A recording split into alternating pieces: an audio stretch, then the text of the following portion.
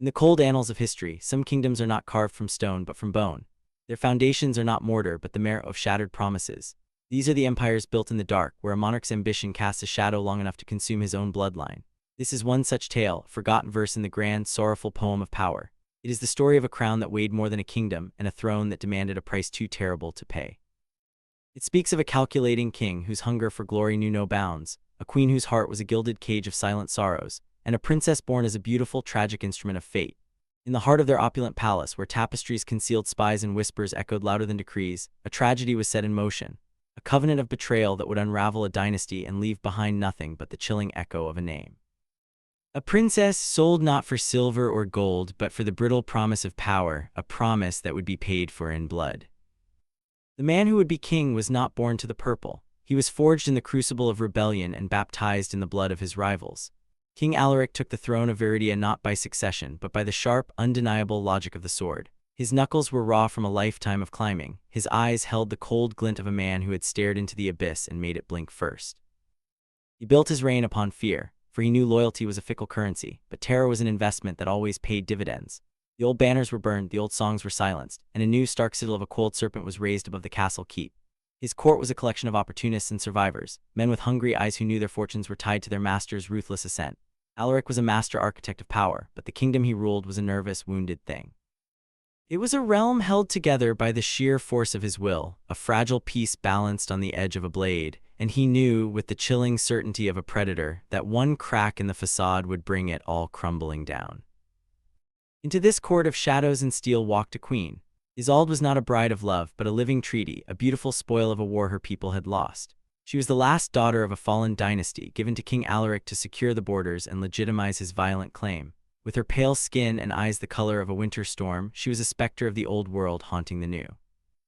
In the grand hall, she stood beside the king, a perfect porcelain queen, but behind the veneer of regal grace her spirit was in chains.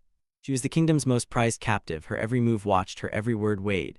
The king gave her jewels that felt like shackles and gowns that felt like burial shrouds. She walked the cold stone corridors of the palace, a ghost in her own home, the silent embodiment of all that Alaric had conquered. Her arrival brought a fragile beauty to the brutal court, but it was the beauty of a pressed flower, exquisite but lifeless, a memory of a sunnier field that would never be seen again. She was the king's queen, a symbol of his triumph, but in the quiet of her chambers she was simply a prisoner of his ambition. Then a flicker of light in the oppressive gloom, the birth of Princess Alara. She was a child of impossible beauty, with her father's sharp features and her mother's melancholic eyes. For a fleeting moment her arrival seemed to promise a thaw in the kingdom's perpetual winter. Servants whispered that the gods had blessed the union, that the child would bridge the chasm between the king's brutal present and the queen's vanquished past. The king, holding the infant in his arms, did not see a daughter. He saw an asset, a new and powerful piece in his great unending game of conquest. Her lineage was a key, her beauty a weapon he could one day wield. For the queen, however, the princess was something more. Alara was a reason to breathe, a tiny warm anchor in the cold sea of her despair. She was the only part of her life that was not a transaction, the only love that was not tainted by politics and power. Queen Isolde swore a silent oath to this child, a vow to protect her from the shadows that clung to the very stones of the castle, unaware that the deepest shadow emanated from the throne itself. As Princess Alara grew, so too did the darkness that coiled within the palace walls. It was a place of suffocating silence and sudden, sharp whispers. The court was a serpent's nest, where smiles concealed daggers and loyalty was a cloak worn only until a better offer was made.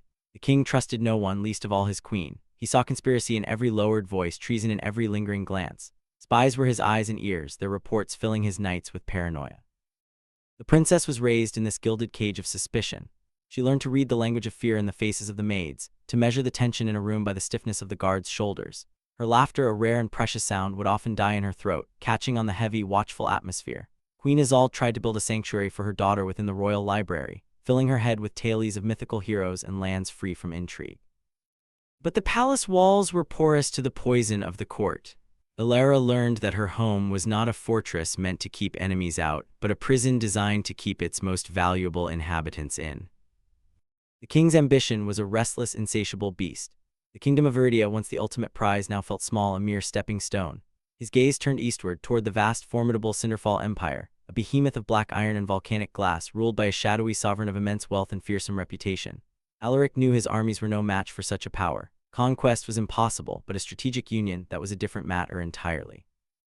An alliance with Cinderfall would not only secure his borders forever, but it would elevate him from a petty warlord to a player on the world stage. He began to dream of Viridian banners flying beside the obsidian standards of the empire, of their combined strength crushing all who stood before them. This obsession consumed him, driving him to his maps and his council chambers for late-night sessions fueled by wine and avarice. And as he plotted, his eyes would drift to the wing of the palace where his daughter slept.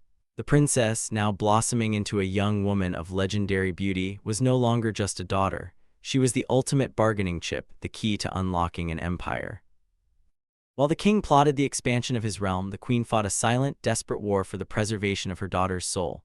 Isolde saw the predatory gleam in her husband's eyes when he looked upon Alara. It was the same look he'd given her kingdom before he'd burned it to the ground. She knew, with the chilling intuition of the powerless, that the king was forging a new chain, and that it was meant for their daughter. She redoubled her efforts to shield the princess, creating a small, fragile world of art, music, and literature. She taught Alara the dead languages of her own people, whispering stories of their gods and heroes, trying to plant a seed of identity in the girl that was separate from the king's cold, transactional world. But every lesson felt like a futile prayer against an approaching storm. The queen's influence extended only as far as the library doors. Beyond them, the king's will was absolute. Her struggles were invisible to the court, her pleas unheard in the council. She was a ghost queen, her authority a phantom, and her deepest fear was that she would be unable to stop the king from sacrificing their only child on the altar of his unholy ambition. Princess Alara grew into a vision of heartbreaking beauty, a rare bloom in a garden of thorns. She was kind and gentle, her spirit untouched by the court's venom, a testament to her mother's careful protection.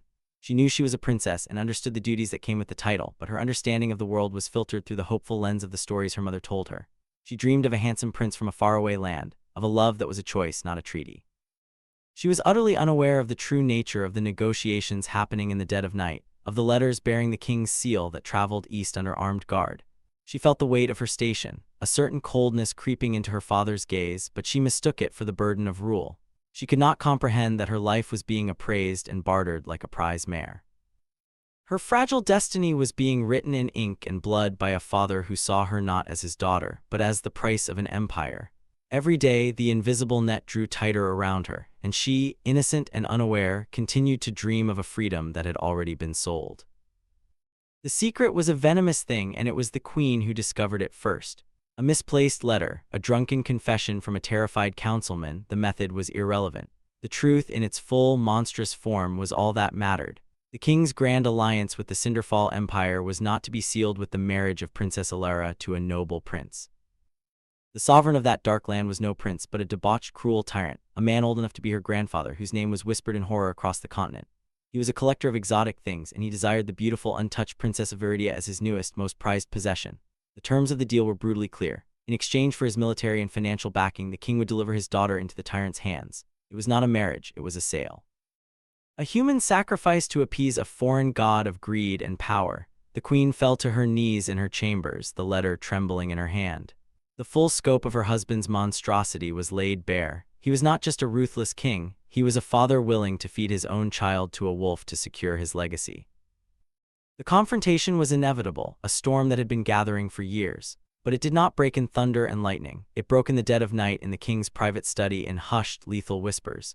The queen, her face a mask of cold fury, laid the damning letter on his desk. She accused him, not of being a tyrant, but of being a monster devoid of a soul. She threatened to scream the truth from the battlements, to tell Alara herself, to turn the court and the kingdom against him by revealing the vile nature of his pact. For the first time, King Alaric saw not a sad, defeated woman, but a formidable adversary. His ambition, his life's work, his entire legacy was threatened by this one woman's love for her child. In her defiance, he did not see courage, he saw treason. She was no longer his wife or the mother of his heir. She was the final, most dangerous obstacle standing between him and absolute power. As she stood before him, her eyes blazing with righteous hatred, the king made a cold, final calculation. The throne he had killed for demanded one more sacrifice. The love he had never felt for her was now eclipsed by a chilling, practical need for her silence. The next morning, the great bells of the castle told a somber, mournful rhythm. Queen Isolde was dead. The royal physicians, their faces pale and their hands trembling, declared it a sudden affliction of the heart, a tragic collapse brought on by her delicate, melancholic nature. The king played the part of the grieving husband to perfection. He tore at his robes, his roars of anguish echoing through the stone halls, a masterful performance for the court. The princess, utterly shattered, collapsed at the news, her world dissolving into an incomprehensible nightmare of sorrow. Her shield was gone, her only protector silenced forever. But while the court mourned, the whispers began. The maids who attended the queen spoke of a forgotten goblet of wine on her nightstand when she hadn't touched. A guard remembered seeing a hooded figure, one with the unmistakable gait of the king's spymaster, leaving the queen's chambers late in the night. The official story was written in ink on royal scrolls, but the true story was written in fear, in the spaces between words, known by all but spoken by none. The king had removed the last obstacle. The path to his alliance was now clear, paved with the body of his wife.